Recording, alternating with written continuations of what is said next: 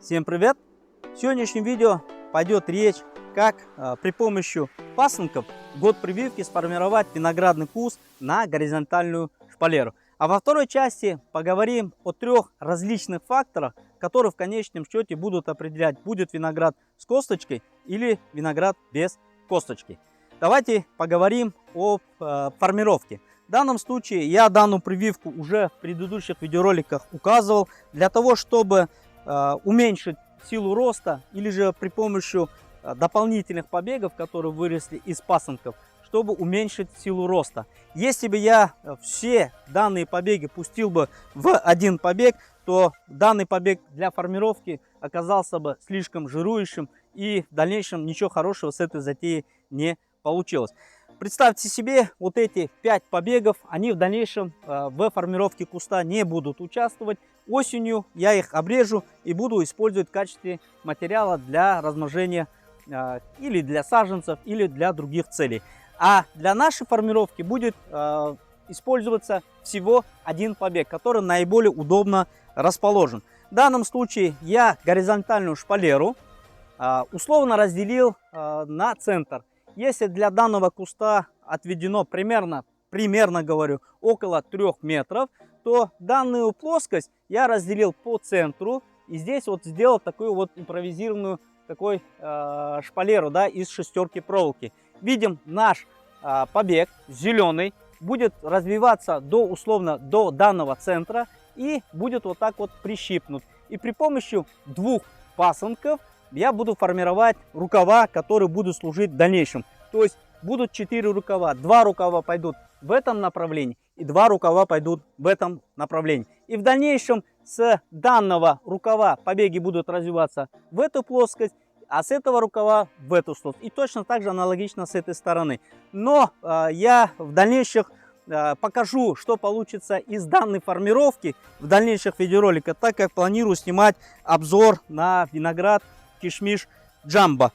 Раз уж дело, смотрите, здесь вот у нас есть несколько гроздей, да, они красивые, очень хорошо развиваются. Забегая наперед, скажу, что Кишмиш Джамбо будет очень хорошим кишмишным сортом и будет, наверное, в дальнейшем пользоваться большим спросом и окажется у многих виноградарей. По крайней мере, мне пока нравится, как он растет и развивается. Раз уж слово касается кишмиш, давайте я расскажу вам историю происхождения слова кишмиш.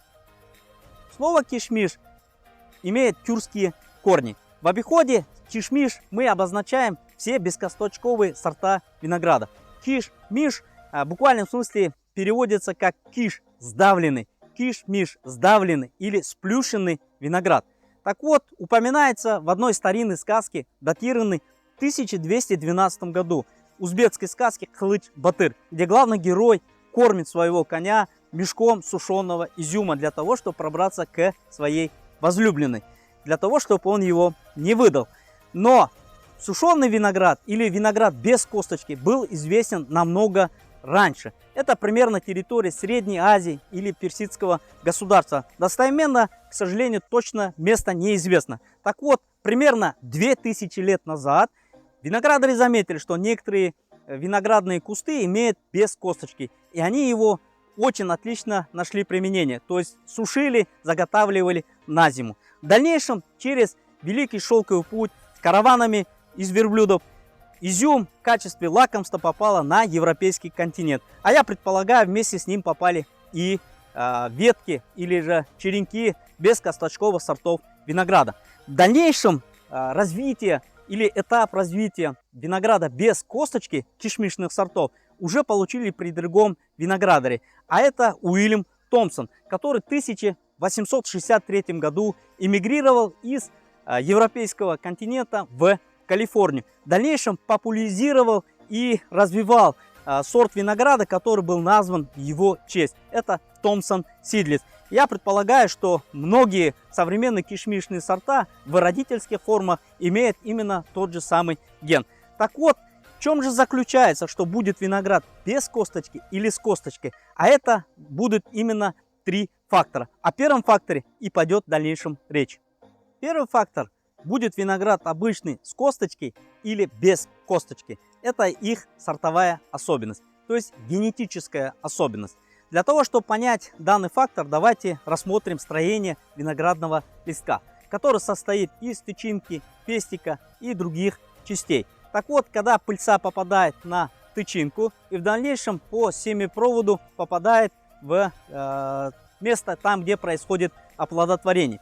После этого запускается механизм, при котором ягода начинает расти и развиваться, а вместе с ним и развиваются будущие косточки. Так вот, чисто на генетическом уровне у кишмишных сортов винограда примерно на 7-10 день включается генетический механизм. Данное название гена я сейчас на экран выведу, то есть как она называется, вы можете прочитать, да, и запускается механизм, при котором затормаживается развитие косточки.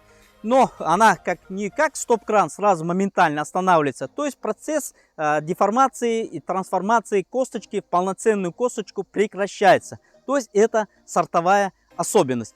Так вот, класс бессемянности у тех или иных сортов в полной мере зависит от данного механизма. Как быстро данный ген у конкретных сортов винограда включается в работу. У некоторых получается кишмиш, мы привыкли это называть кишмиш первого класса, некоторые кишмиш второго, третьего и так далее. То есть, где встречаются рудименты, а иногда полноценные кости.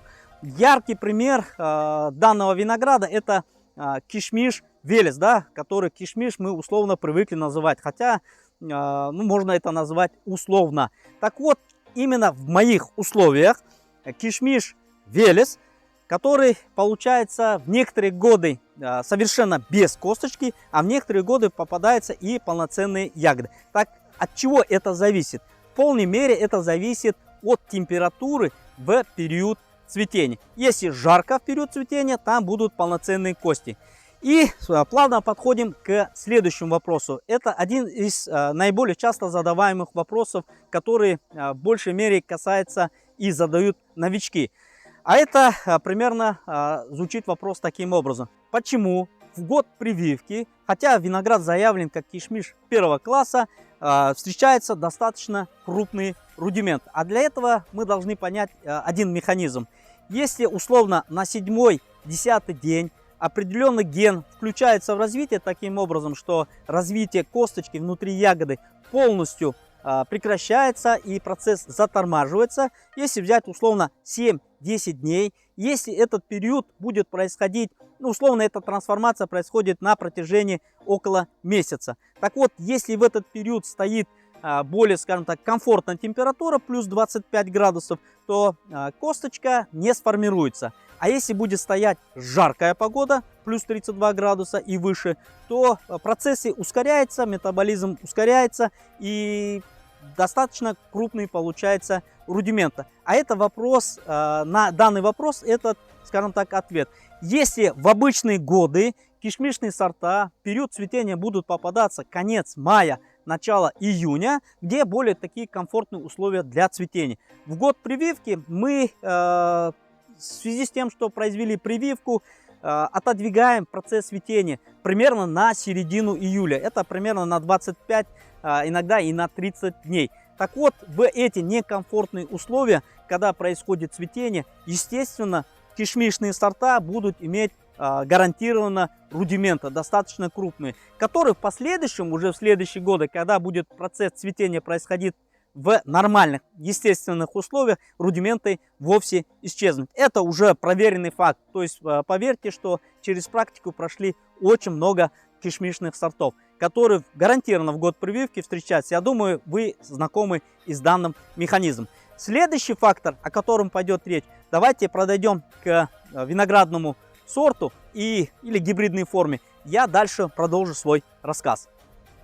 Второй фактор, который определяет, будет виноград с косточкой или без косточки, это процесс опыления или сортовая особенность некоторых гибридных форм винограда. В данном случае перед нами, скажем так, гибридная форма Зевс, которая на протяжении уже, наверное, 3-го года, то есть наблюдается вот такая вот картина. То есть вот в этих мелких ягодах не будет косточки, а это достаточно хорошо сформированные ягоды, в которых будут встречаться косточки. От чего зависит, будет ягода вот такая крупная или ягода без косточки. В данном случае это природный фактор, при котором при цветении создались неблагоприятные условия. Или же гибридная форма винограда, ну, имеет такую генетическую форму, то есть предрасположенный мы условно называем это как горошение, то есть плохое опыление.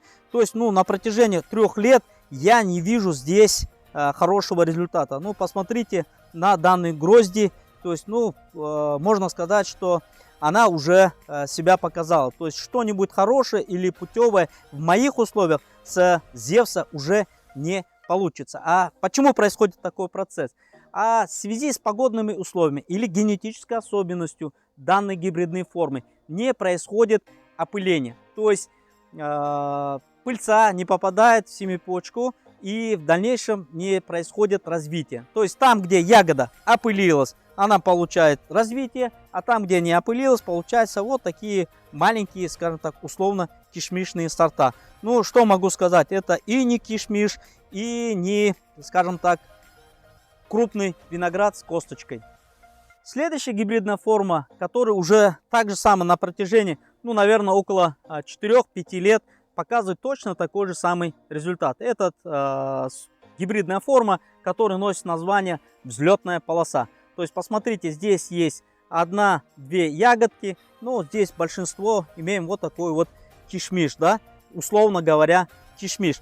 Но, что сказать, ну, уже ясно, что что-то путево ждать в моих конкретных условиях от взлетной полосы не стоит. Хотя вот здесь рядом имеем кишмиш шелкунчик. Видим, достаточно хороший. Здесь хорошее опыление. Я знаю, что это достаточно хороший кишмиш для зимнего хранения. Это второй фактор. А также есть третий фактор. Давайте подойдем, и я продолжу свой рассказ. Третий фактор, который будет влиять и определять, будет виноград с косточкой или без косточки, это полноценное вмешательство человека при помощи различных стимуляторов или гиберелинов. Зачастую это применяется в японской технологии. В данном случае это у нас яркий представитель японского сорта. Это My Heart, да, или переводится как «Мое сердце». Видим здесь достаточно хорошие крупные ягоды. Естественно, они с косточками. Так вот, человек, опыляя в период цветения и имея другие различные механизмы, вмешиваясь, делает японские сорта, такие как Шай Мускат, Руби Роман, My Heart. При помощи гиберелинов получаются крупные ягоды без косточки. Итак, подытоживая, я могу вам рассказать 3 фактора, которые будут определять, будет виноград с косточкой или без косточки. Первый фактор – это генетическая особенность, то есть сортовая особенность. Ну, в большинстве, скажем так, это зарубежная селекция, американские, которые по своей природе получают развитие. То есть у них хорошо развивается вот этот ген, который включается и затормаживает развитие данной косточки. Второй фактор – это, условно говоря, горошение. То есть недоработка различных гибридных сортов, которые не получают хорошего опыления и в дальнейшем получается горошение. И третий фактор – это вмешательство человека при помощи различных стимуляторов. И точно таким образом это различные технологии. В большинстве случаев это применимо при возделывании японских сортов винограда. Это все, что я хотел сегодня рассказать. Всем пока, до новых видео.